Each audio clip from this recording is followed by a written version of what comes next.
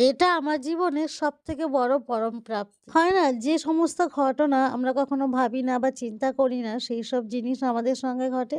এইটা ছিল তেমনই একটা ঘটনা।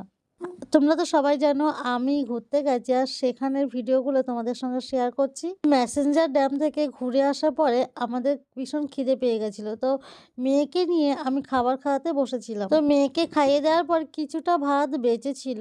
সেই ভাতগুলো ভেবেছিলাম আমি খেয়ে নেব। শুধু কেন নষ্ট করব? সঙ্গে আমার মা বলল, "হ্যাঁ, এনাকে আমি মা বলেই ডাকি।" উম মাম্মা যেমন আমাকে যত্ন করে খাওয়ায়, আমিও আজ মাম্মাকে যত্ন করে খাওয়াচ্ছি। হ্যাঁ, আর এই কথাটাই শুনে আমার চোখ দিয়ে না জল বেরিয়ে আসছিল। কিন্তু সবার সামনে চোখ দেওয়া জল বের করতে পারলাম না। মনে একটা অদ্ভুত শান্তি, অদ্ভুত ভালো লাগা যেটা প্রকাশ করা যায় না। এটা আমার সত্যিই পরম ভাগ্য যে এরকম সত্যিই একটা মেয়ে পেয়েছি দেখো। আর পুরো ভাতটা কিন্তু আমাকে নিজে হাতে খাইয়ে দিল।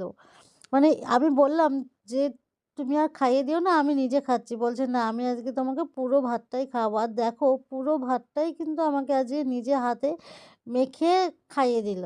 ঈশ্বরের অশেষ কৃপা যার জন্য সত্যিই এমন পেয়েছি। এইগুলো না সত্যি ভাষায় প্রকাশ করা যাবে না। হয়তো অনেকেই ভাববে যে একটু বেশিই বলছি, কিন্তু সত্যিই বেশি বলছি না।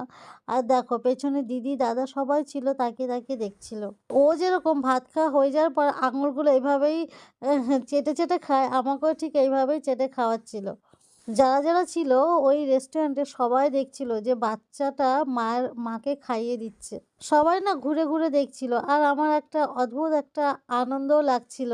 ভাত হয়ে গেছে খাওয়া। দেখো এখন আমাকে যে চাটনি দিয়েছিল সেই চাটনিটাও আমার মা আমাকে খাইয়ে দিচ্ছে। আমার বড় মায়ের আদর মিস করি, কিন্তু আমার ছোট মা কিন্তু আমাকে খুব যত্ন করে। আর এই দেখো খাওয়ার পরে মুখটাও কিন্তু আমাকে এইভাবে যত্ন করে ধুয়ে দিচ্ছে। আর এটা কিন্তু সত্যি আমার ভীষণ গর্বও লাগছে। শুধু এটুকুই বলবো সোনা, তোর পাশে সারা জীবন আছি, সব সময়ের জন্য আছি। শুধু চাই তুই একটা ভালো মানুষ হ আর এইরকম মন তোর